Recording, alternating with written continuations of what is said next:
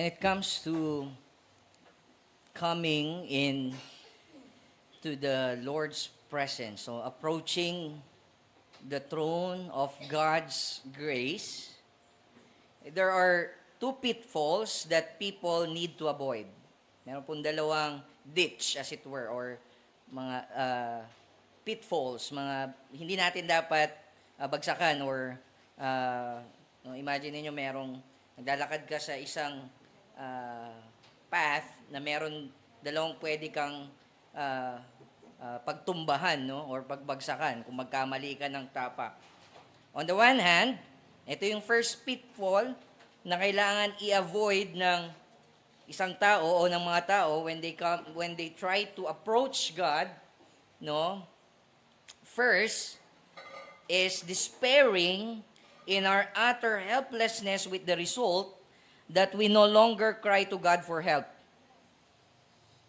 Ibig sabihin that you are so downcasted and despairing sa iyong situation and your helplessness as a sinful person. That you know that you are, at least from your own understanding, you are beyond saving. And yung resulta nito sa atin is this, that at least for some, no, that they no longer want to come to the Lord for help because they think they are beyond God's grace. That's the first pitfall. Now, as we relate to God and as we approach God, sometimes we are afraid na to approach God because we are so downcasted and despairing in our utter helplessness. So yan yung isang pitfall na dapat nating i-avoid. Huwag nating gawin. Okay?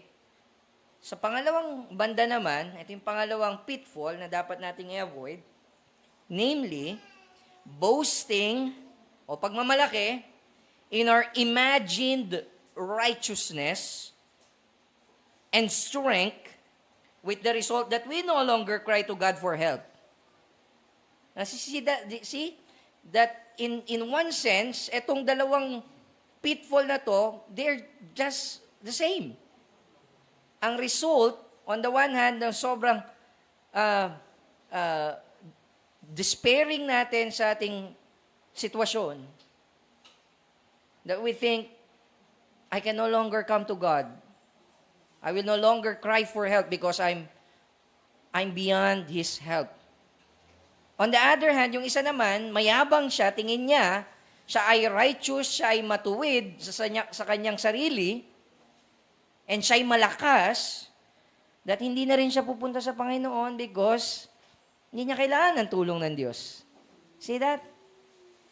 And marami pong tao, that's how they relate to God. And most of us find ourselves, no, sa either dun sa dalawang pitfalls na yun. Now, in reality, those two pitfalls are the arrogance of man. It's sheer arrogance of man towards God, against God. That he thinks he is beyond God's help, God's grace, that's arrogance. On the other hand naman, he thinks he no longer need God's grace and help, that's arrogance. And in this psalm, David will teach us how to approach God. How to approach God's throne of grace without any pretense. Walang halong pagkukunwari. But at the same time, with great confidence, not in ourselves, but ultimately in the character of God. Yan po yung makikita natin dito. Makikita natin dito, no, how David will teach us how to pray, how to approach the throne of God's grace. Now, Psalm chapter 5, no, is just a continuation, no, of what we've been studying sa book of Psalms. Kung mapapansin nyo po, wala pong historical hint, no, sa chapter 5, unlike chapter 3, na kung saan makikita natin where we can fit in itong psalm na to, itong Psalm chapter 3, sa life ni David. But Psalm chapter 5 and chapter 4, for that matter, and also chapter 6, mapapansin nyo, wala po silang historical indication o indicators na pwede natin balikan. However, pagka pumunta po kayo saglit sa chapter 7, ito yung mababasa nyo sa umpisa, no? sa unahan ng chapter 7. Psalm chapter 7, sabi dyan, a Shiggaion of David, which he sang to the Lord concerning the words of Cush, a Benjamite. Now, that information tells us na itong Psalm chapter 7, no, na isulat ito nung panahon na kung saan tumakas si David also from Absalom. No, nung gabi na yon, and there's a certain Benjamite na nag-a-accuse kay David na kaya ito nangyayari sa kanya, itong rebellion ni Absalom is because he usurped the kingdom from King Saul. Okay? And so in other words, no, chapter 3, makikita natin, may historical information doon that etong Psalm chapter 3, sinulat siya nung panahon na tumakas si David from Absalom. Then Psalm chapter 7, it's the same context, no? Sort of, meron siyang bookmarks, as it were, telling us na Psalms chapter 3 to 7, it must be read, they must be read as a whole, no? As a unit. So, I would put itong Psalm chapter 5 dun sa panahon na kung saan pagtakas ni David kay Absalom, no? Nung gabi, maalala nyo sa Psalm chapter 3, tumakas siya, no? Then sinulat niyo yung Psalm chapter 3, no? Then nung gabi na 'yon, no? Nagplano si Ahithophel, no, yung kanyang former advisor na ngayon kumampi na kay Absalom. Kung saan sabi niya, sugudin na natin, no? Ngayong gabing ito si David. Bigyan niyo ako ng thousands of soldiers, susugudin na natin ito. Pagod yan. Kasi kakatakas lang nila eh. Okay? And mapapansin po natin na nanalangin doon si David nung gabi na yon. At yun yung Psalm chapter 4. That's the evening psalm. Then kinabukasan noon, nanalangin uli si David. And this is Psalm chapter 5. Nakuha po natin?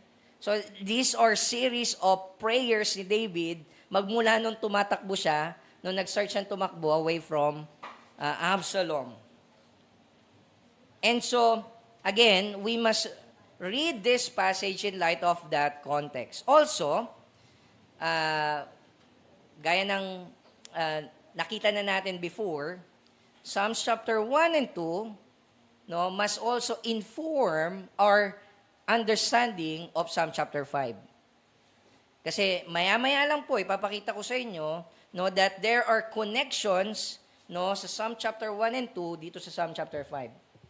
That tells us na dapat basahin natin itong Psalm chapter 5 in light of Psalm chapter 1 and Psalm chapter 2. Okay? But before we continue, I will just state yung main point ng Psalm chapter 5. Ano yung main idea ng Psalm chapter 5? Then let us ask the Lord in prayer na tulungan niya tayo to understand Psalm chapter 5. Ito yung main idea ng Psalm chapter 5. No? David is praying to the Lord. Ito sabi niya, give ear to my prayer, Lord, because you are good. Because you are good. And lead me to your righteousness with the result that all who take refuge in you rejoice because you bless the righteous. Ulitin ko. Give ear to my prayer, Lord, because you are good, and lead me to your righteousness with the result that all who take refuge in you rejoice because you bless the righteous. That's the main idea. And now we will unpack itong passage na to. But before we do that, let us pray.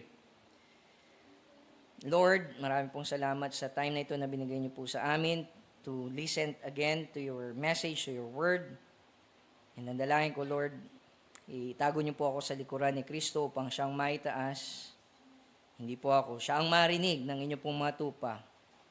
Dalangin ko, Lord God, nabigyan niyo po ako ng clarity of words as I preach. Maging malinaw po ang preaching, madali pong sundan yung flow of thought, yung flow ng argument, makita po ng bawat isa. Bigyan niyo po kami ng wisdom and understanding. Open the eyes of our hearts so that we might see wondrous things sa inyo pong salita. Incline our hearts to your testimonies, Panginoon, and satisfy us with your steadfast love. Unite our hearts to fear your name so that hindi po malingat yung aming pong isipan from your word. Nawa, madakila po kayo, mag-glorify namin kayo. In Jesus' name we pray. Amen.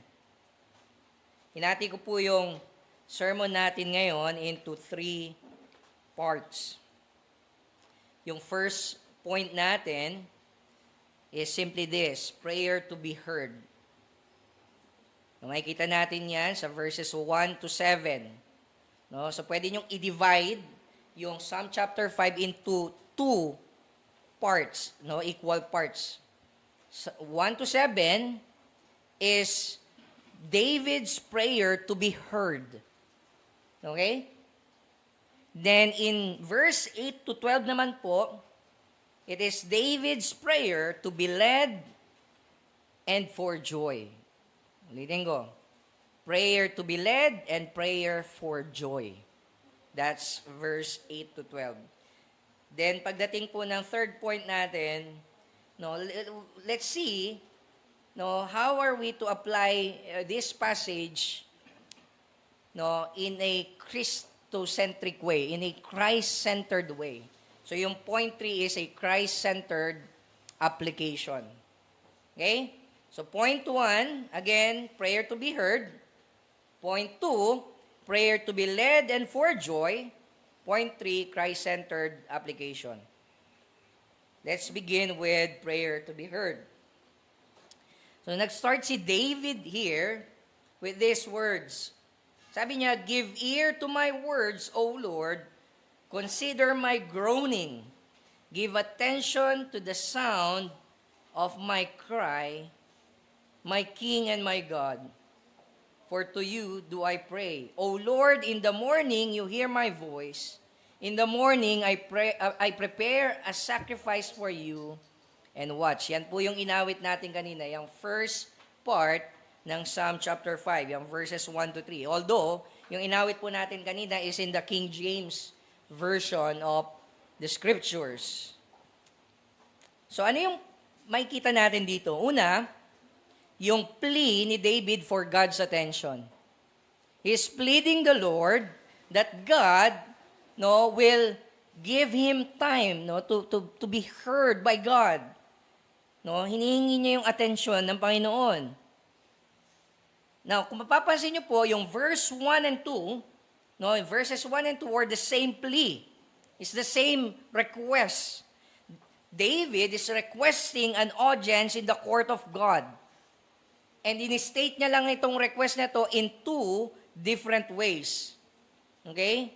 So verse 1 and verse 2, technically they're the same thing, pero stated another way. Okay? In verse 1, no, mapapansin niyo po, after niya sabihin na, give ear to my words, O Lord, sabi niya, consider my groaning.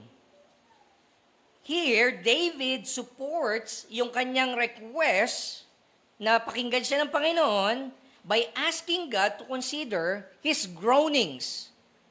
Now, kanina, doon sa inawit po natin, kung mapapansin nyo, sabi doon, di ba, give ear to my voice, di ba? Give ear to my meditation. Ano ibig sabihin nun? Where does it come from, itong word na meditation? Now, yung word translated as groaning sa Bibles po natin, no, is related to the verb na ginamit po sa Psalm chapter 1 verse 2. Anong verb po yung tinutukoy ko? So balik po kayo sa Psalm chapter 1 verse 2.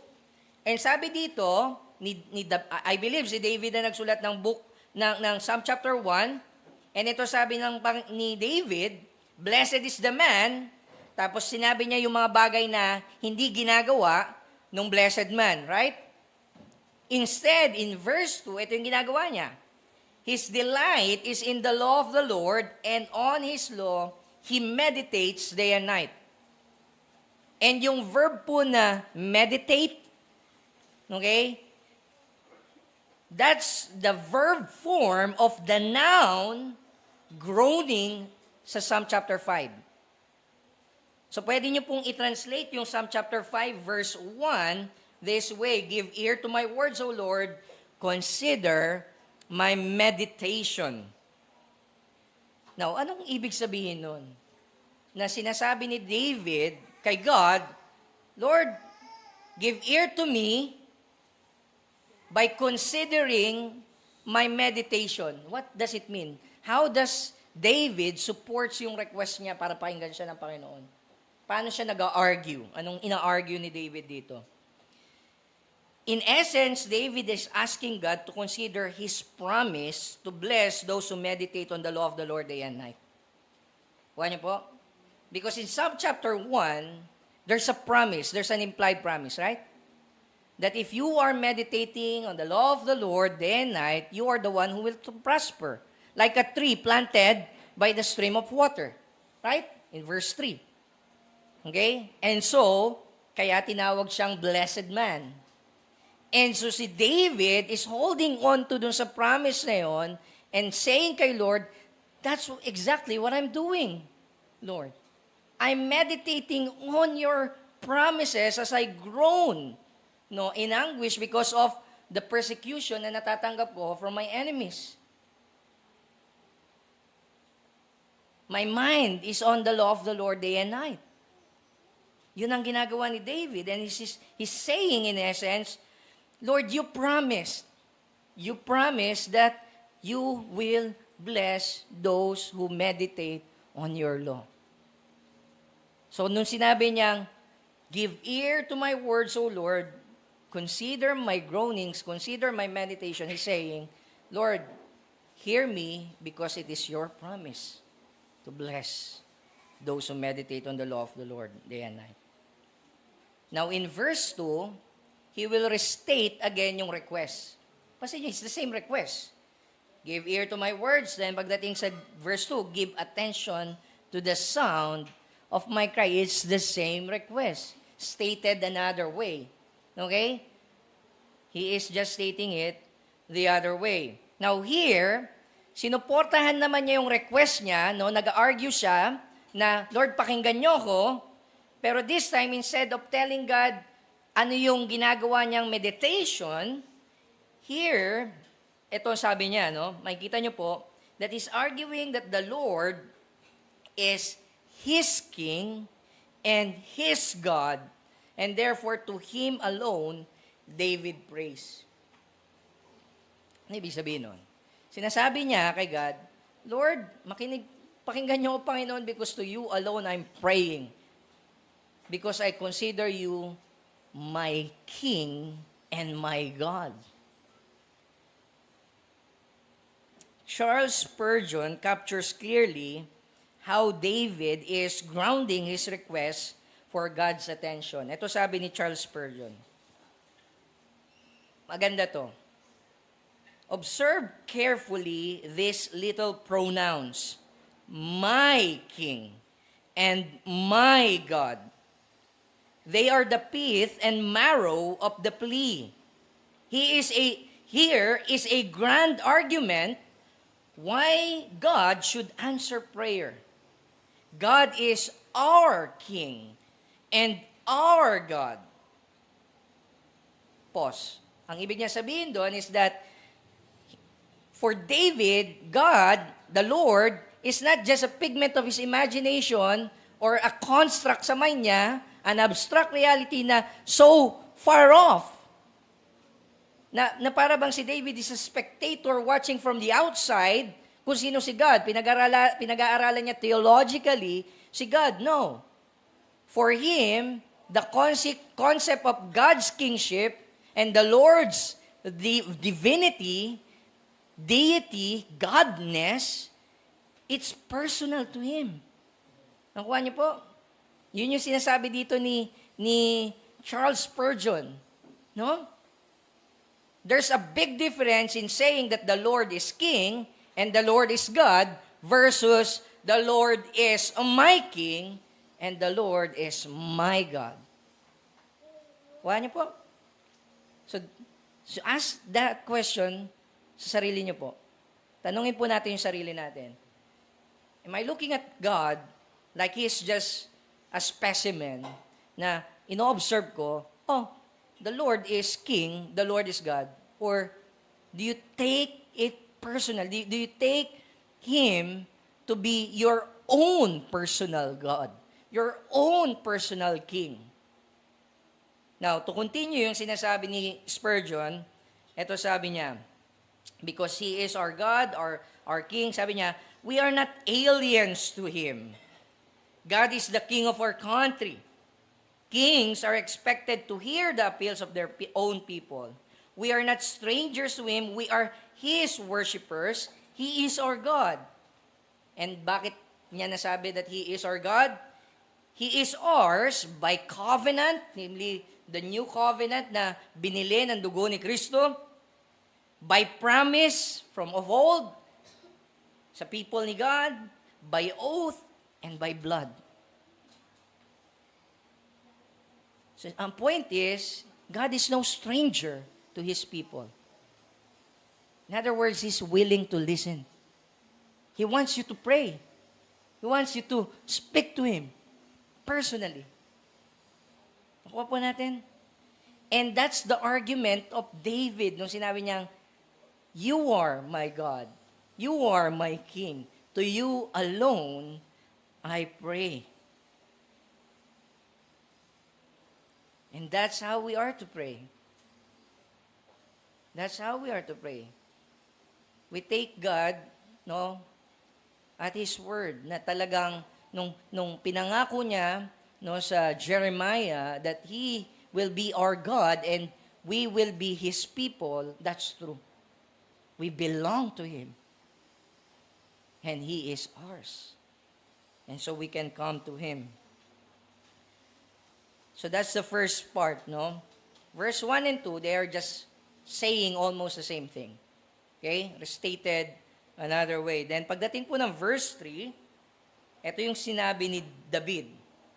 O Lord, in the morning you hear my voice. In the morning I prepare a sacrifice for you and watch. Now that's our clue, kaya ako nasabi that this is a morning prayer. This is a morning psalm accompanying yung sacrifice. Okay? Now, how does it work? How does this verse function as it relates to David's request na pakinggan siya ng Panginoon? Okay? Ano yung sinasabi dito ni David? Verse 3 provides the manner by which David brought his request to the Lord. So this is not answering the question why he is coming to the Lord, but rather this is answering the question, how does he come to the Lord? Nakuha niyo po? So those are two different important questions. Why do you come? Nasagot yun sa verse 1 and 2. Pero here, yung question is, how did David come to the presence of the Lord? Paano niya ina-approach si God in prayer and asking God, Lord, listen to me. Hear my prayer. May kita po natin that una, yung words na in the morning shows how David prioritizes communion with God before all things. So, paano siya lumalapit sa Panginoon? Ano yung manner ng paglapit niya? Yung manner ng paglapit niya is that he is prioritizing communion with God. That's the meaning of in the morning.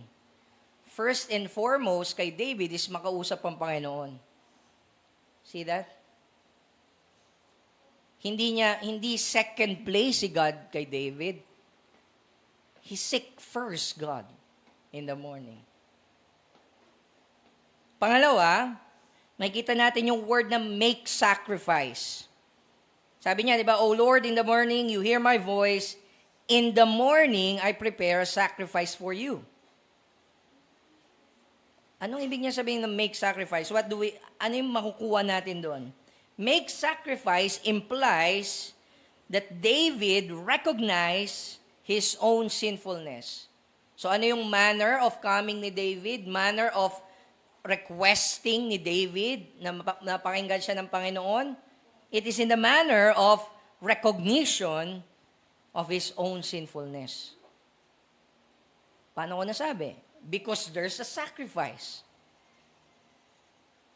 An Israelite, like David, cannot just come sa tabernacle to inquire of the Lord without sacrificing. Why? Because he's a sinner. Just like anybody else. Nakuha po natin? There must be a sacrifice.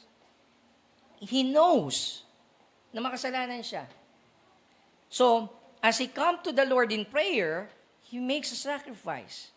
Implying na nire-recognize ni David yung kanyang pagiging makasalanan. Okay? Now, yung pangatlong makikita natin dito, so in the morning shows that pinaprioritize niya yung makipag-usap sa Panginoon.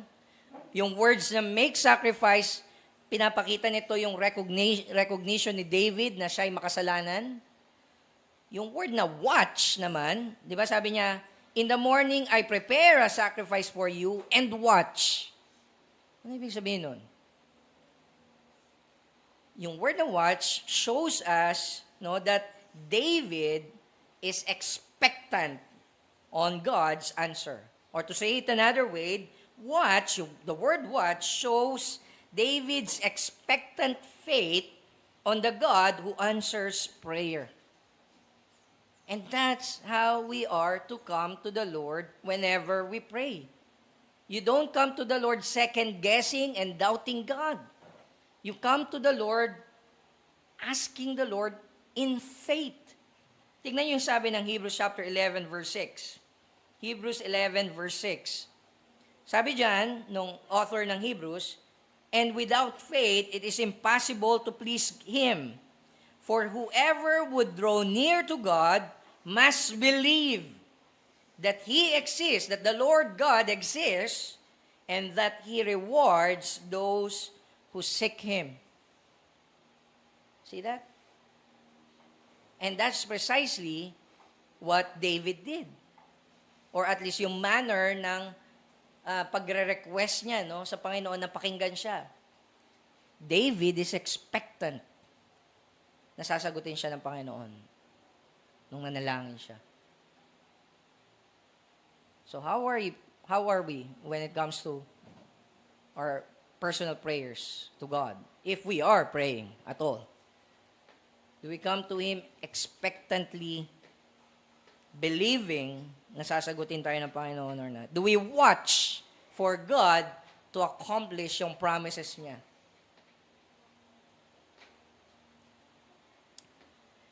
Now, pagdating ng verse 4 to 7, binigay niya yung grounds, yung reason, o yung a source of confidence ni David dito sa request niya for God to listen to him. Tandaan natin, he is praying to be heard. Hindi pa niya sinasabi exactly ano yung gusto niyang ipanalangin sa Panginoon, i-request sa Panginoon. Yung first request niya is simply, Lord, pakinggan niyo ako. And confident siya, why? Sinagot niyo sa verse 4 to 7. Okay? So why? Verse 4, makikita natin that God doesn't delight in wickedness. Sabi niya in verse 4. For, nakita niyo yung word na for? That's a conjunction Nagpapakita ng reason. Okay? Sinasabi niya, ito yung reason why he is asking the Lord in prayer this way. No, expectantly and watching that God will indeed answer yung prayer niya is because God doesn't delight in wickedness. For you are not a God who delights in wickedness. And ano yung result nito? That God doesn't delight in the wickedness of men. Evil will not dwell with you.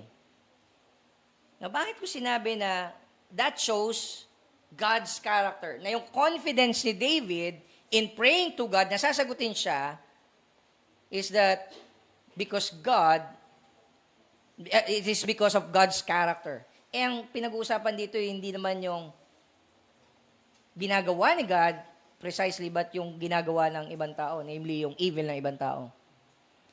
Or, hindi nga ba niya sinabi yung character ni God? Well, binanggit dito yung character ni God, although it is stated negatively. Pasin niyo yun? Sabi doon, for you are not a God who delights in wickedness. So if you are to paraphrase that and turn it into a positive, ano sinasabi niya? Saan siya nagdi-delight? Sa righteousness. And so sinasabi ni David, ganito, Lord, I know sasagutin niyo because my enemies are wicked. And you're not delighting sa wickedness nila. Because you are holy. You are righteous. Kita niyo yan? And so, ina-anchor ni David yung confidence niya, hindi sa kanyang sarili, kundi kay God, who is righteous. Right? So, kaya pagdating ng verse 5 to 7, ito yung conclusion niya doon sa fact that God doesn't delight, in wickedness. Ano yung conclusion? Verse 5 to 7. Sabi niya, the boastful shall not stand before your eyes. Why? Because you hate all evildoers. You destroy those who speak lies. Why? Because the Lord abhors the bloodthirsty and deceitful man.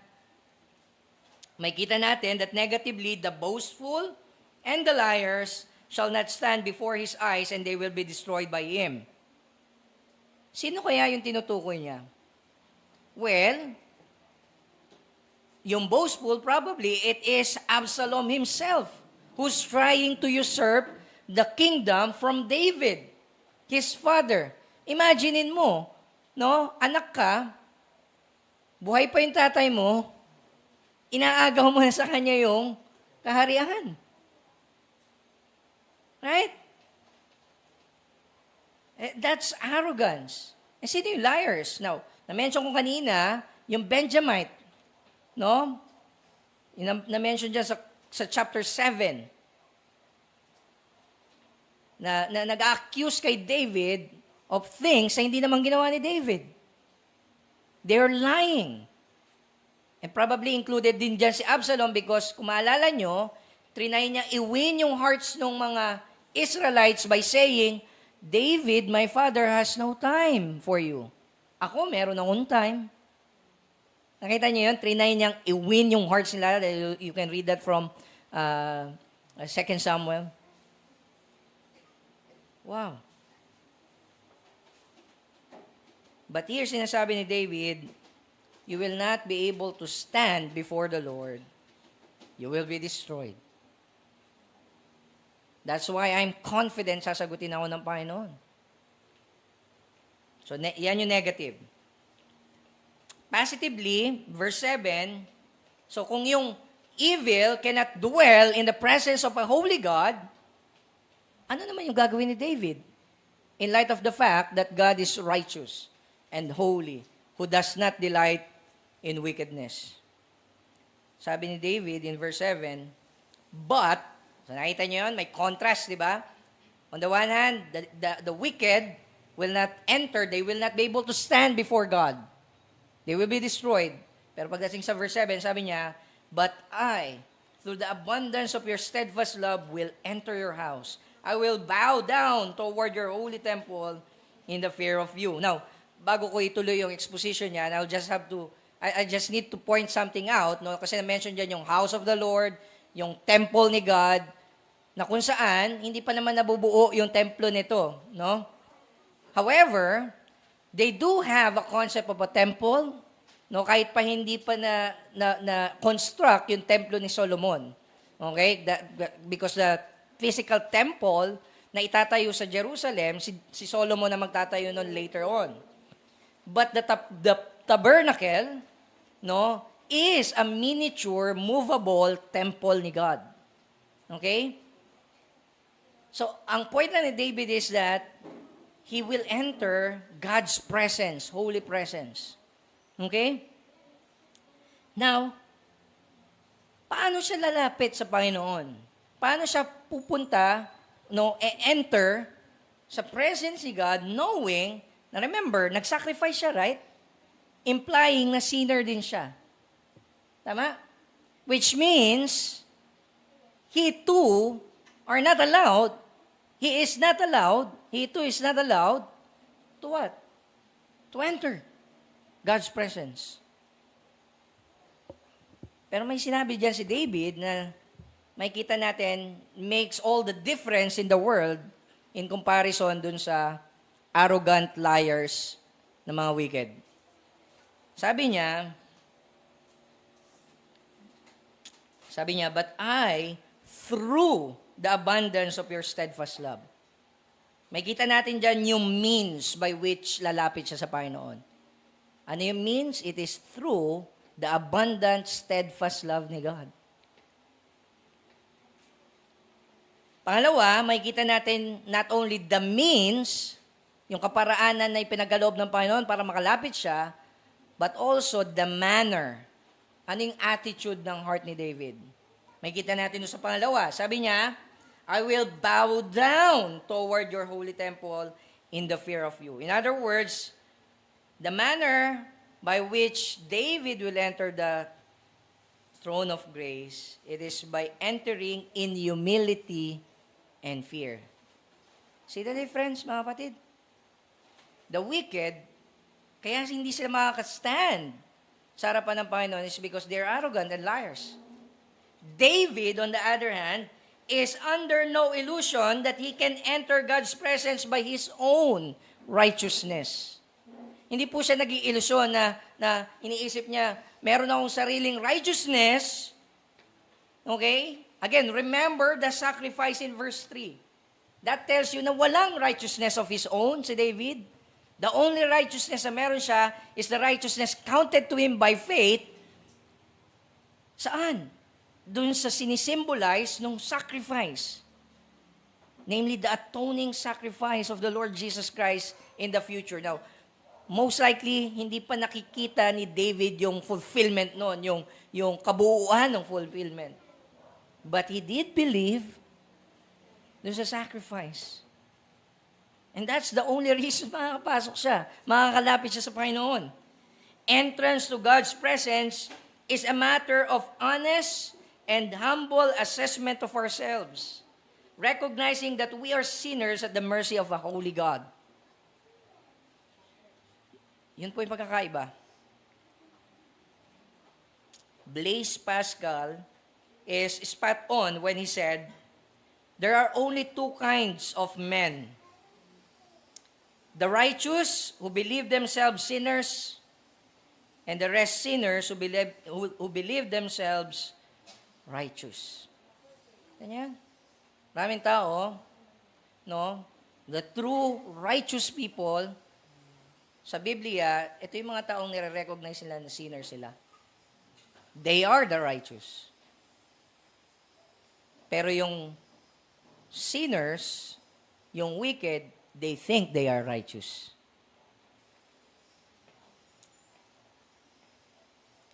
So, how do we approach God's throne of grace? Is it with humility, recognizing that we don't deserve any favor from the Lord?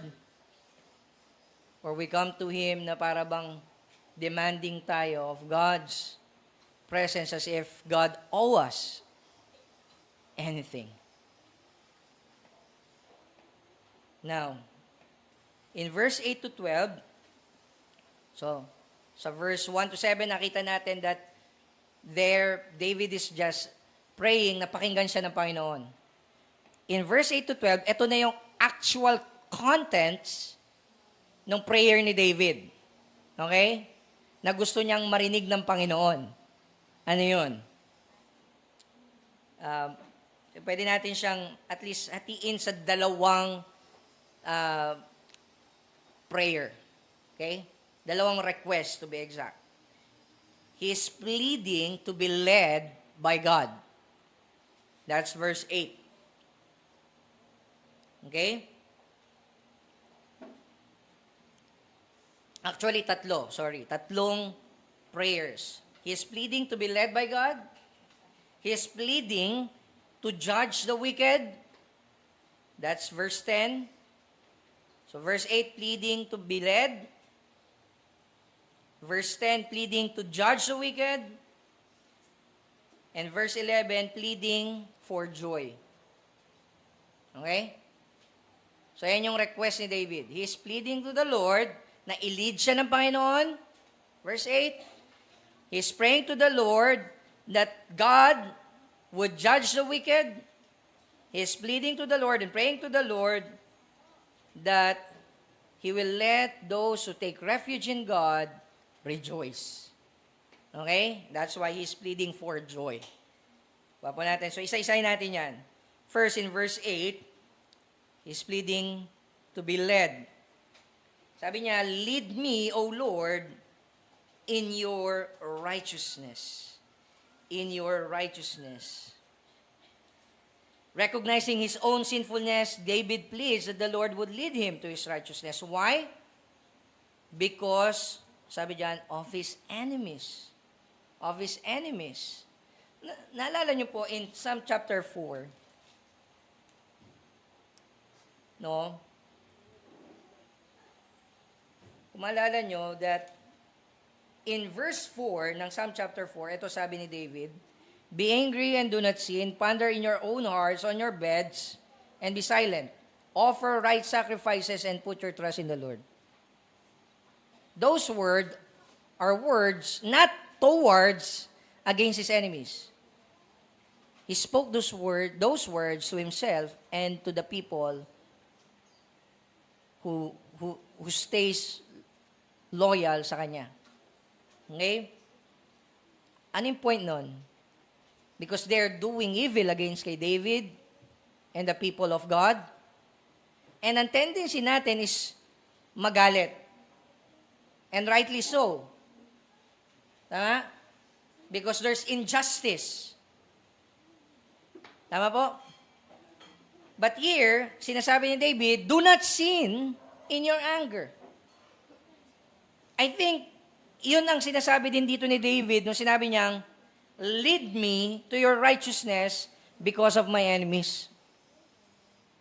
Our tendency, no, when we encounter itong enemies natin, or enemies of people ni God, is to be angry, no? And sabi ni James, the anger of man does not produce the righteousness of God. And so David is asking the Lord, lead me in your righteousness. Lord, don't let me become like my enemies in how I deal with them. Nakuha po natin? And so pagdating ng verse 10, kung mapapansin nyo, may lalaktawan po ako, no? Verse 9, lalaktawan natin yan, babalikan po natin yan mamaya. Now in verse 10, so after praying to the Lord, Lord, lead me in your righteousness because of my enemies. Make your way straight before me. It's the same thing, no? Kung papansin nyo, it's the same idea. Lead me in your righteousness, make your way straight before me. It's the same idea, no? Sinasabi ni David, tulungan niyo po ako maging righteous. So, nire-recognize niya, hindi siya righteous. Okay? And kailangan niya yung righteousness ni God. Now, pagdating ng verse 10, ito yung plea ni David to judge the wicked. Sabi niya, make them bear their guilt, O God. Let them fall by their own counsels. Because of the abundance of their transgressions, cast them out, for they have rebelled against you. For they have rebelled against you. David here is asking the Lord to judge the wicked with just recompense. Fair justice. Employing the principle of lex talionis. Have you heard yung words na yun? Now, according sa Oxford Dictionary, ito ibig sabihin nun, the law of retaliation, whereby a punishment resembles the offense committed in kind and degree. See that? So, sinasabi ni David, Lord, kung anong ginagawa nila, bumalik sa kanila. That's just. No? Eye for an eye. Di ba? Ano yung reason ni David? Ba't ganun ang kanyang panalangin? Ang tawag natin sa ganitong prayer is imprecatory prayer. No? Sinasabi mo sa Panginoon, Lord, do justice. Huwag niyo pong hayaan na mag-prevail yung masasama. Okay? Ano yung reason niya? Their transgression is abundant and they have rebelled against God. Now, this is not vengeance sa part ni David. Napansin niyo yun? He's not saying, Lord, ginawa na akong masama, gusto kong gumante. No, ang concern niya is the person and character of God. Their transgression is abundant and they precisely rebelled. Ultimately, not to me, but to you, Lord. That's the difference between myself, pag ako'y sinuntok, gagante ko ng suntok din, that's vengeance. And that's not right. That's unrighteous. That's sin. Pag gumanti po ako. But here si David sinasabi niya, Lord, my concern is not so much myself, but you. They're transgressing your law, God.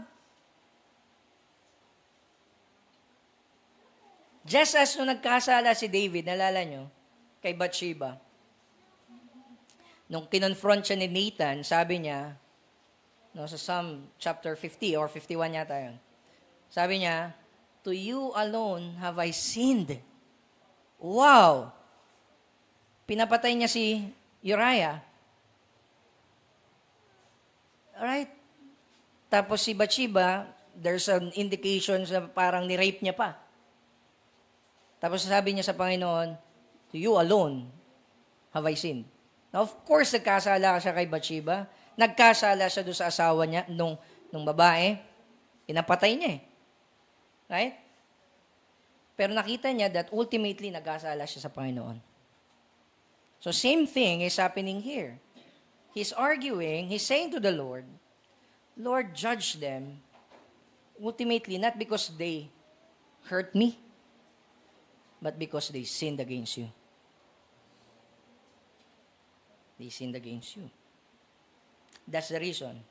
Their mutiny against God's anointed, namely si David, is tantamount to mutiny against God Himself. And so David prays that they be cast away from the loving presence of God and to His judging and into His judging presence. They can never escape God. There's only God. Either you come to Him in the presence of His loving presence, or you come to God in the presence of His wrath. And David is saying, cast them away from your love and into your wrath. Yung question sa atin ngayon is this, no? Is it okay? Is it wrong to pray this kind of prayer? Bilang mga mananampalataya ni Kristo, na sumusunod kay Kristo, na nagsabi sa atin na when a person struck you sa cheek, give the other one.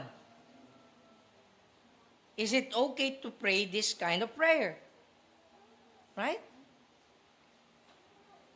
Who tells us, Jesus tells us na, no, love not just your neighbor, who's doing good to you, but love your enemies.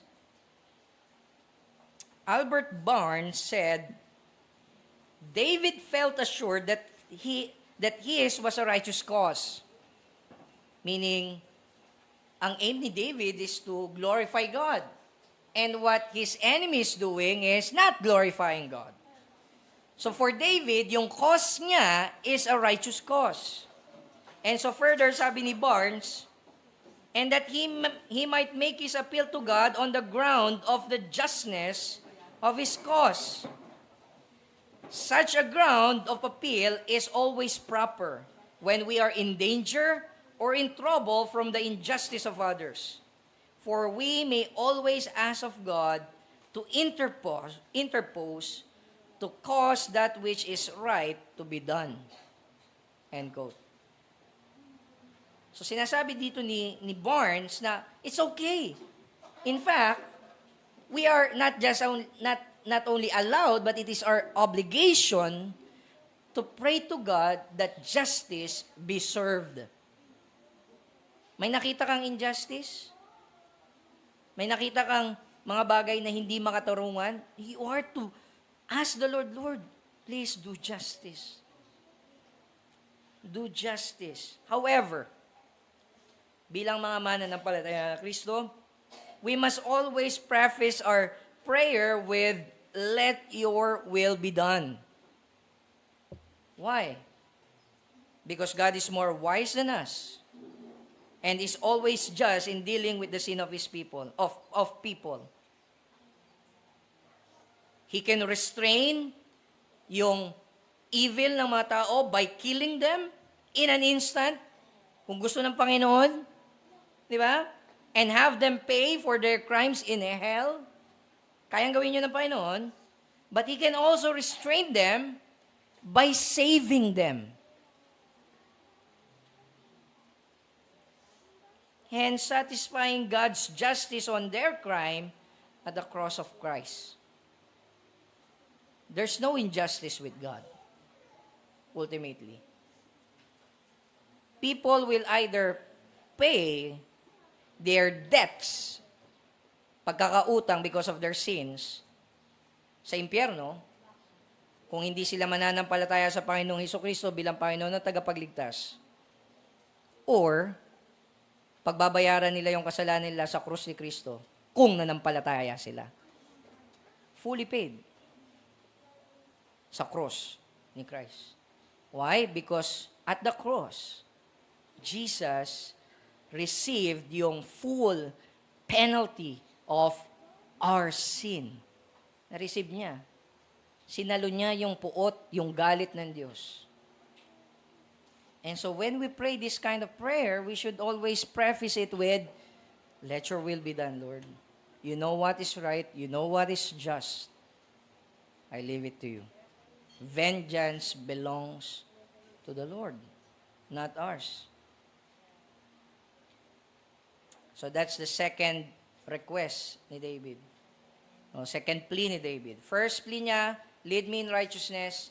Second plea niya, Lord, judge the wicked. Third plea niya, he's pleading for joy. Verse 11. Verse 11, sabi niya, but let all who take refuge in you rejoice. Let them ever sing for joy and spread your protection over them, that those who love your name may exult in you. Yung words na, but let all who take refuge in you, no, mapapansin natin that from personal prayer, lahat ng request so far ni David is personal eh. Tama? David now turns to prayer for the corporate people of God. Let all who take refuge in you rejoice. Ang pinagpe-pray na ni David is not so much yung sarili niya, but lahat ng people ni God. These are the same people mentioned in Psalm chapter 2, verse 12. Sabi sa Psalm chapter 2, verse 12, kiss the Son being the anointed King of God. Sabi niya, kiss the Son, lest he be angry and you perish in the way. For his wrath is quickly kindled. Blessed are all who take refuge in Him. That's the same group. Yan din yung same group sa verse 5 to 6 ng chapter 1. Sabi doon, therefore, the wicked will not stand in the judgment, nor sinners in the congregation of the righteous. Ano yung congregation of the righteous? These are the blessed people na na-mention sa chapter 2, verse 12, na nag-take refuge in the Son. If you take refuge in the Son, meaning, dun sa anointed king na pinili ng Panginoong Diyos, no? Pag sabi po nag-take refuge, you are trusting Him. Okay? You're believing in Him. Sabi doon, you belong to the congregation of the righteous. You are blessed. And these are the same people. Paano makikita po natin dyan that this plea is the goal to which all of David's request points. Lahat ng pinag-request ni David for God to do, ultimately, points to this end. Ito yung goal. That the people will rejoice in God. In other words, he's asking the Lord to glorify God. No, he's asking God. David is asking God to glorify God through the enjoyment of His people in Him, in God. What po natin?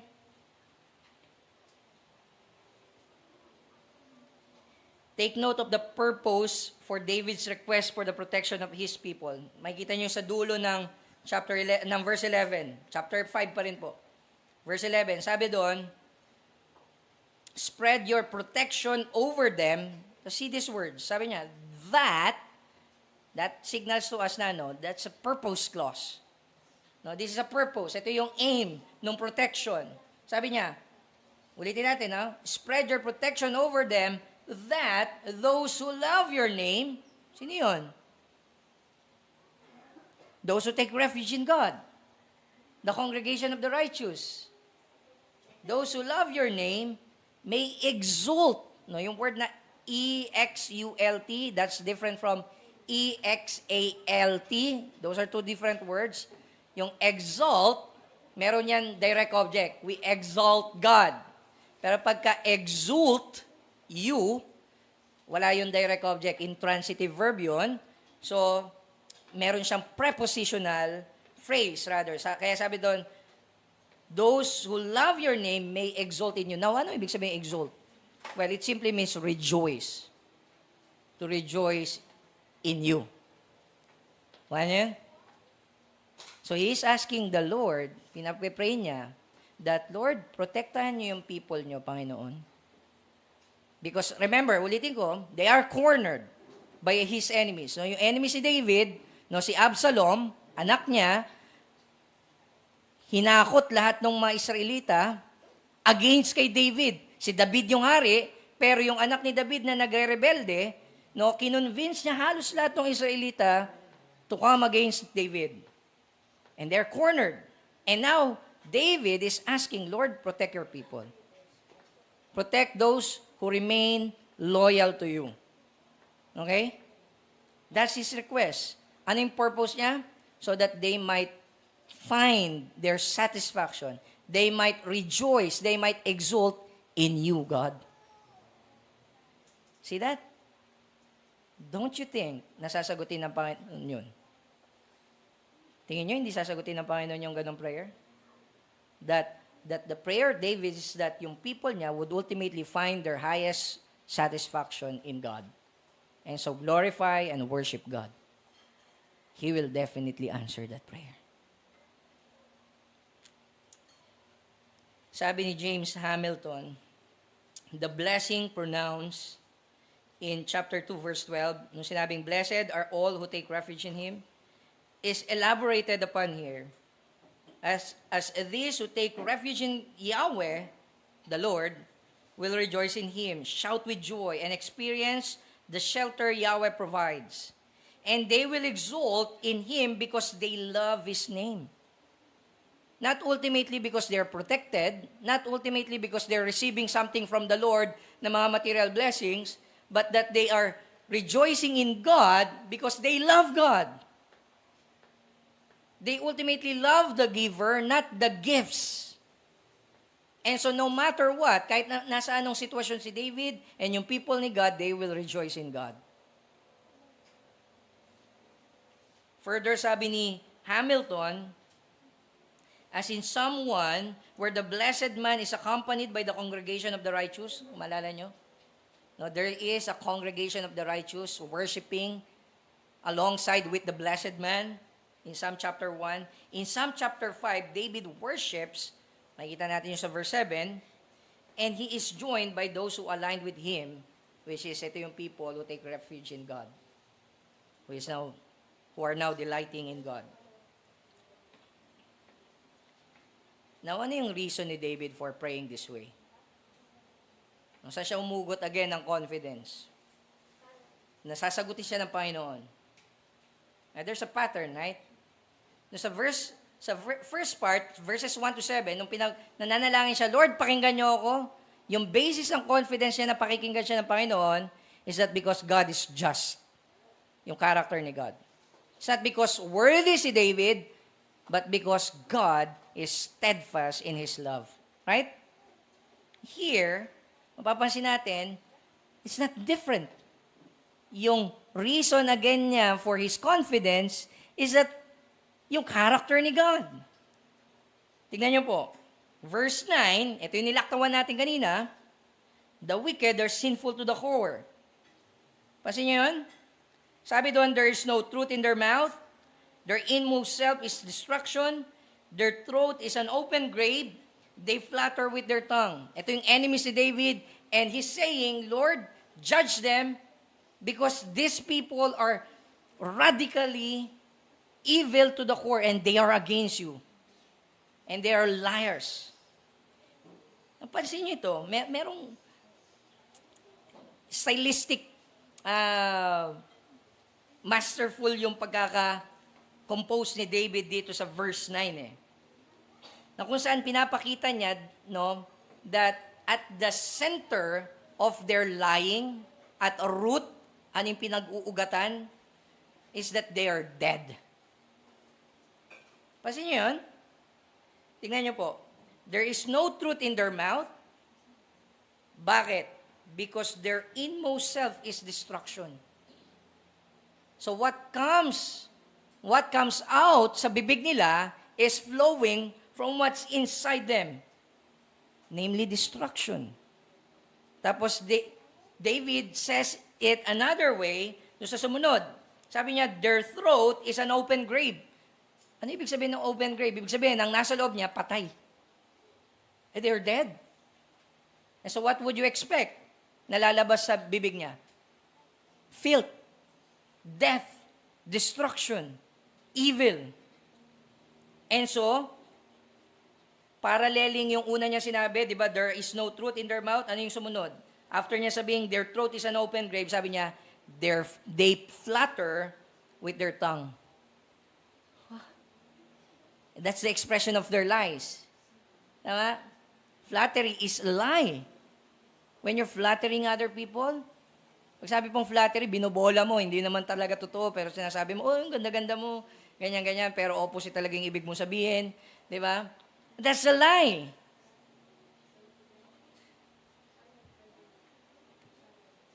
And sinasabi dito ni David, yung ganun pananalita, if it's so easy for us to lie, and by the way, all of us lie. Huh?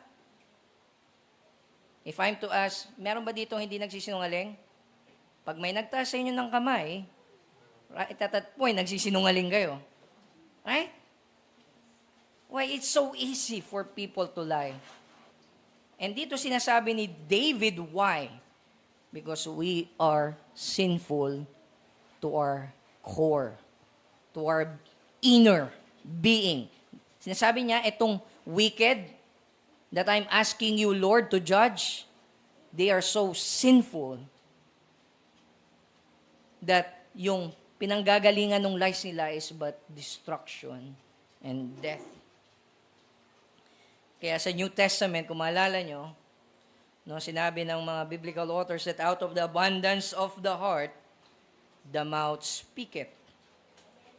Again, si Blaise Pascal, no, meron siyang remark about the sinfulness of people na tingin ko relevant sa atin ngayon. Napakinggan niyo ito, maganda to. Sabi niya, do you wish people to believe good of you? Do you want people to believe good of you? Don't speak. Why? The moment you open your mouth, almost instant, no, even now, I tremble, no, as I preach, because baka mamaya may lumabas na hindi tama sa bibig ko, and it will show na mali ang puso ko. Because that's the reality.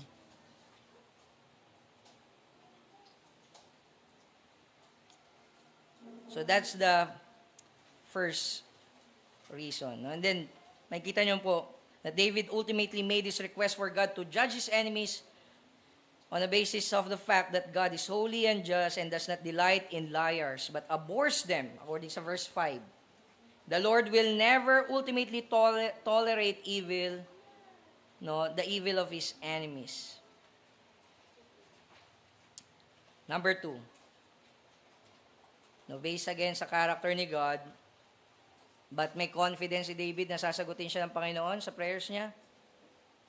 The Lord bless the righteous, verse 12. The Lord bless the righteous. It is in the character of God to bless. God is a blessing God. Isn't that amazing? That every breath you take ngayon is a blessing from the Lord. You don't even have to ask for it. It's just that. He's blessing everyone ngayon. And then we doubt God that He will bless us? Wow. Nagdadoubt tayo sa Panginoon? Hindi tayo nagtitiwala sa Panginoon? That our only hope for salvation from our sin and the penalty of our sin sa hell is God through His Son, Jesus Christ? It is God's character to bless. Now, how does this argument that the Lord bless the righteous support verse 8 to 11? No, so far yung nabasa natin. This is how the argument works. If the Lord blessed His anointed righteous king, namely si David, kasi pansin niyo yung pagkakasabi, for you bless the righteous, that's singular. Sino yung tinutukoy niya ditong righteous? Si David. Now remember, he is not righteous by his own righteousness. He is righteous only by faith. Okay? By faith in the sacrifice, the atoning sacrifice. No, sinisimbolize yung atoning sacrifice is yung grace ni God, no, to save him from his own sinfulness. Alam ni David na unrighteous siya. Alam ni David na sinful siya and ang tanging hope niya is si God. And because of that, he is counted among the righteous. And he's saying that, Lord, if you bless me, your anointed king, no, then those who take refuge in you and in me, gaya ng sabi sa chapter 2, verse 12, they too will be blessed. Nakita niyo yan? Again, yung observation ni Hamilton here is very helpful in showing how David's argument works. Sabi niya, in a real sense, the cause of the congregation of the righteous stands or falls on the success of Yahweh's anointed. Kung ano mangyari sa king, dun din pupulutin yung mga loyal sa kanya. Wherever the king goes, there goes his people. Okay? If he is defeated, if David is defeated, then those who are loyal kay David, they'll be defeated. But if David prevails, magwagi siya against sa enemies niya, then yung people na naging loyal din sa kanya, they too will prevail. Then further sabi ni Hamilton, sabi niya, this explains the connection between the exulting of those who loves Yahweh's name at the end of 5:11 and the statement that grounds that exaltation in 5:12. Yahweh blesses the individual righteous man, namely si David, and Yahweh surrounds him with favor that acts like a shield covering the whole body. Now, meron ditong imagery na ginamit si David. Sabi niya, you cover him with favor as with a shield. Now, sa gera, usually yung shield nila noon is sa isang side lang, right? Sa harapan lang. Pagka may pumana sa'yo sa likod, patay ka rin, o kaya sa gilid. And here, yung picture is that God, protects him all around. Walang way for his enemies to prevail against the King David. Then further, sabi ni Hamilton, those who take refuge in Yahweh are glad in him because he guarantees the success of his king. There is no favor like Yahweh's and there is no arrow that can pierce the shield. So sinasabi niya, as your people trust in me, your anointed king, Lord, help me. Whatever happens to me, sinasabi ni David, will have an effect do sa people mo, Panginoon. Again, nakita niyo yun? Yung mindset ni David in his prayers, not so much again about himself. It's about his people. His people. His people. Whatever happens to me, mangyayari sa kanila, Lord. And so bless me. Protect me from my enemies so that your people might rejoice in you. Kanya po. Now, you might be asking, ano naman kinalaman nito sa akin ngayon? Right? Itong story na to, this is a true story, but it happened thousands of years ago. And probably some of us don't even know who David is, who David was. Right? See David. Diba? So how do we then apply itong passage na to na napaka-foreign sa atin because una, wala naman tayong gera na kung saan sumasabak tayo sa gera. We're not in that kind of situation, right? It's very different. Pangalawa, we live in a country na hindi naman monarchical yung system of government. No, we are in a republic democratic government. And so, how do we then apply itong passage na to sa buhay natin? Now, there's a way of applying this text sa atin that's still faithful dun sa text and faithful to Jesus. Na nagsabi that all of Moses and the prophets and the Psalms is according. No, it talks about Jesus. So paano natin to i-apply? Una, recognize our own sinfulness. Just like David. Recognize our own sinfulness. Before we even pray, yung imprecatory prayer na, Lord, kidlatan niyo po sila, yung masasama. Remember that apart from Christ, we all deserve God's just condemnation. We all deserve to be punished by God because we are all evil in the sight of God. There's no exception. There's no exception. Romans chapter 3, verse 10 to 23. Tignan niyo po. Actually, here, i-quote ni David yung text na binasa natin. No? Pakinggan nyo. As it is written, none is righteous, no not one. May exception ba? Wala. No, not one. No one understands. No one seeks for God. All have turned aside. All is all. That includes me and you. Together they have become worthless. No one does good, not even one. Tapos ito na, kinote ni Paul, no, this is Romans, sa New Testament, kinoquote niya yung Psalm chapter 5. Their throat is an open grave. They use their tongues to deceive. The venom of asp, now this is another quotation from Old Testament, the venom of asp is under their lips. Their mouth is full of curses and bitterness. Their feet are swift to shed blood. In their paths are ruin and misery, and the way of peace they have not known. There is no fear of God before their eyes. Now we know that whatever the law says, it speaks to those who are under the law, so that every mouth may be stopped and the whole world may be held accountable to God. What's being said here is this. Lahat ng tao is under God's just condemnation because we are all sinners. Then yun, we are held accountable to God. For by works of the law, no human being will be justified, meaning no human being will be counted righteous or matuwid sa harapan ng Diyos by doing good works. So if you come here today thinking na makakapasok ka sa langit, tatanggapin ka ng Panginoon, tatanggapin at pakikinggan ng Panginoon, panalangin mo just because tingin mo, matuwid ka sa harap niya. And Paul is saying, no. No one is righteous. No, not one.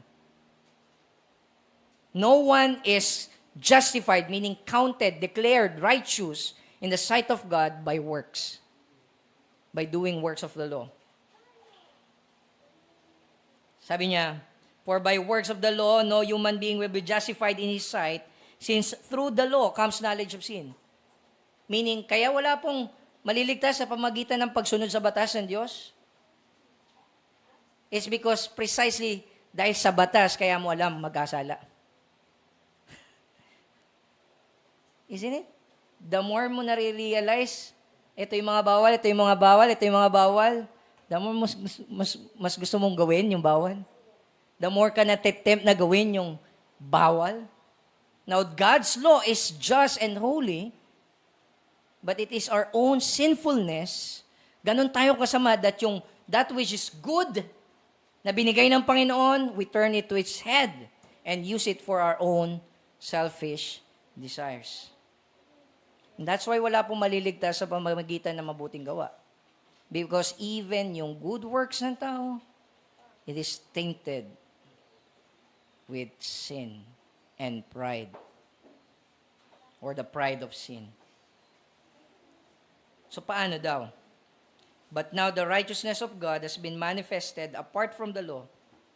Although the law and the prophets bear witness to it, the righteousness of God through faith in Jesus Christ for all who believe. For there is no distinction, for all have sinned and fall short of the glory of God. Wala nang lilinaw doon. Lahat nagkasala, lahat hindi umabot sa kaluwalhatian ng Panginoon. Sinasabi doon, if you don't find God's glory as your highest satisfaction, you fall short of God's glory. That's the essence of sin. Kung hindi si God yung primary sa mind mo, and I know, no, this is a prediction and I believe, hindi man ako prophet, but I know this is true of all people. Just look at, sa pagising natin sa umaga, anong una nating dinadampot? And you'll know immediately hindi si God yung una sa atin. Hindi si God yung una sa atin. And so therefore, we fall short of God. That's the essence of sin. We neglect God. We neglect God. Pero ang good news is, sabi niya, there is a righteousness of God which is through faith in Jesus Christ for all who believe. Nakita niyo yan? There is a way na kung saan tatanggapin tayo ng Panginoon. Hindi dahil sa tingin natin sa sarili natin banal tayo. Hindi dahil sa tingin natin sa sarili natin matuwid tayo. But only because of Christ's righteousness that we will be justified and saved sa harapan ng Diyos. It is by trusting in Christ's righteousness.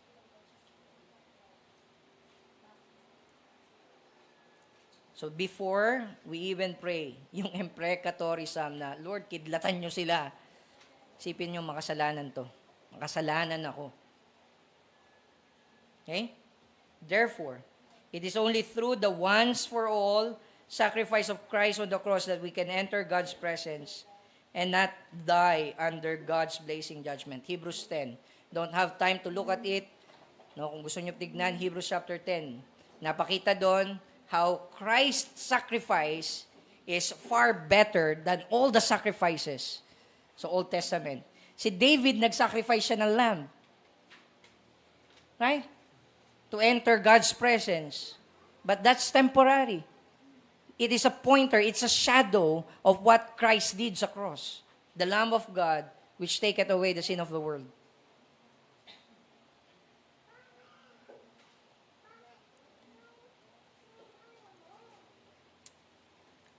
Pangalawa, trust God's justice. So una, recognize our own sinfulness. Pangalawa, no, as we apply itong Psalm chapter 5 sa buhay natin, trust God's justice. Before we even pray the imprecatory Psalms, remember that God's justice is satisfied in two ways. Either at the cross of Christ or at the second coming of Christ, bringing vengeance to all His enemies. Magtiwala tayo sa Panginoon that He is doing what is right. Papa natin, whenever people wrong us, do evil things against us, slander us, know that no bad deed will go unpunished. Lahat po ng masasamang gawi, there is a just condemnation and masasatisfy po yung justice ni God. Believe that. Trust in that. Pangalawa, God designed His world a certain way that evil will not prevail ultimately. At first glance, they look like they're winning, that evil is prospering. Huwag po tayo mainggit. Sometimes ganun no? May makita ka online, di ba? They're not followers of Christ. And they're prospering. And that's why people are saying, hindi naman ako naniniwala sa Diyos nyo Kasi kung totoo yung Diyos nyo, dapat binibless ka ngayon ng Panginoon. Now, mayaman ka ngayon. Tama? No, don't listen to that. Yes, at first glance, para bang sila yung mayaman, nagpa-prosper, okay lang yun. Huwag tayo mainggit. Why? Because God designed yung world niya in such a way that ultimately evil will not prevail. They will pay for their crimes. They're evil. So huwag natin sila gayahin. Sometimes ganun tayo mag-isip ng ginagawa nila pwede ko na rin siguro gawin. Right? No. Trust in God's justice. Pangatlo, take refuge in God. Paano tayo mag-take refuge in God? Katulad ng people na minention ni David sa Psalm chapter 5. Na kung saan ibe-bless ng Panginoon and that they will rejoice in God. We take refuge in God by taking refuge in His Son, His anointed King. Sino yun? Si David? No. It's a greater David.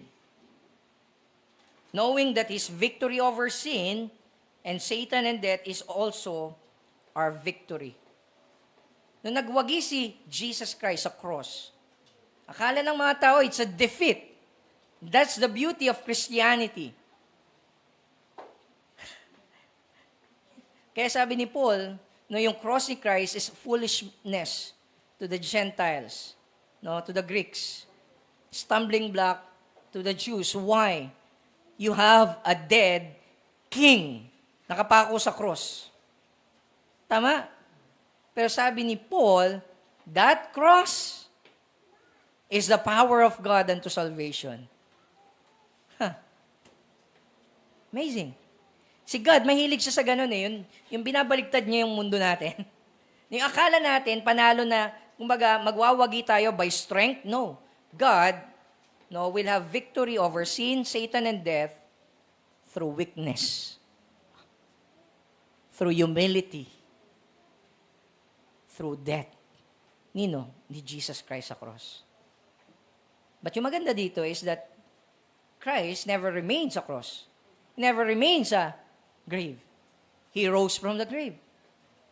God vindicated that indeed Jesus is the righteous one. He is the only true righteous person who ever lived sa mundo. And His righteousness is ours. If we just believe in Him. Take refuge in Him. His victory over sin is your victory.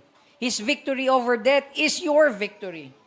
His victory over Satan is your victory. Katulad nung sinasabi ni David, no, that when the Lord blesses the anointed king, He blesses the people who are in alliance with that king. So take refuge in Jesus. Now, this doesn't mean na blaze of glory lagi. Okay? Before glory, just as where the king goes, his people follows, right? That is, if Jesus is persecuted, slandered, and killed, we too will be persecuted. We too will be slandered. We too will be killed by the enemies of the cross. However, we must endure just as our King endured the cross for the sake of the joy that was before Him. If you are truly believing in Jesus Christ, you will endure all persecution, hardships, struggles for the sake of Christ and for the sake of joy before you. Kasi yun na-experience ni Christ. What would you expect kung ginawa yun sa King natin? Don't you think nagagawin din yun sa atin? And we must endure. For every toil na ginagawa natin for the sake of the kingdom of God, hindi po yun wasted. It's not wasted. Verse number 3, last. If we endure, Christ's joy will become our joy. This is why Jesus came and died. Kaya po dumating si Kristo. Yes, para i-save tayo sa hell. But bakit niya tayo gusto i-save from hell? Bakit?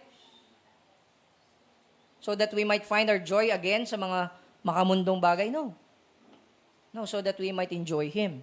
That yung joy na meron siya sa Panginoong Diyos Ama is mapasa atin din. So that the omnipotent joy that He has in fellowship with the Father for all eternity will be ours. Tingnan niyo po, I will close in this. John chapter 17, verse 13, tsaka verse 26. Tingnan niyo yung sabi ni Jesus.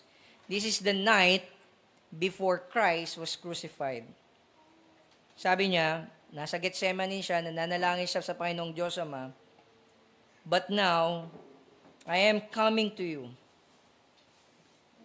And these things I speak in the world. Ano yun? The gospel. Yung teachings niya, yung cross na papasanin niya kinabukasan. This is the night before that. Sabi niya, that they may have my joy fulfilled in themselves. Yung joy ni Christ is mapapasatin. Dumating siya for that. Verse 26. I made known to them your name. I will continue to make it known that the love with which you have loved me may be in them and I in them. In other words, sinasabi niya, I came, no, and I revealed your glory to them so that yung love na meron ako sa iyo, Diyos Ama, is yun din yung maging love na meron sila para sa inyo at para sa akin. Because we can't love God on our own because we are haters of God. And we need the love of Christ, no, feeling, no, richly sa hearts natin, abundantly sa hearts natin, so that we might love God and our neighbors. Papo natin. So again, I'll ask you, saan po natin nilalagak yung ating pagtitiwala? Sa sa mga bagay na nagsishake ba? Where do we put our confidence? Sa material blessings ba? Possessions? People around us? Relationships that we have? Or in Christ? Yan po yung challenge ko sa bawat isa. Put your trust in Christ. Let us all pray. Panginoon, marami pong salamat sa inyong salita. And dalangin ko, Lord God, that si Christ yung na-magnify, na-glorify sa umagang ito. I believe that your word will not return in vain, and that by your word, you will cause your elect, your chosen people to be regenerated, to be changed, be transformed, be born again, Panginoon. Yan ang prayer ko, Lord God. Cause those who have yet to believe in your Son, Jesus Christ, for their salvation, na ma-born again ngayon, Panginoon. Mangusap kayo sa kanila. Change them. And dalangin ko rin, Lord God, sa mga nananampalataya na sa inyong anak, that though kami ay meron ng access sa inyong pong trono ng biyaya because of Christ, we are to still cry out to you, Father. We are to still come humbly sa inyong harapan and not presume that we can just come into your presence thinking that we are righteous and holy sa sarili namin, Panginoon.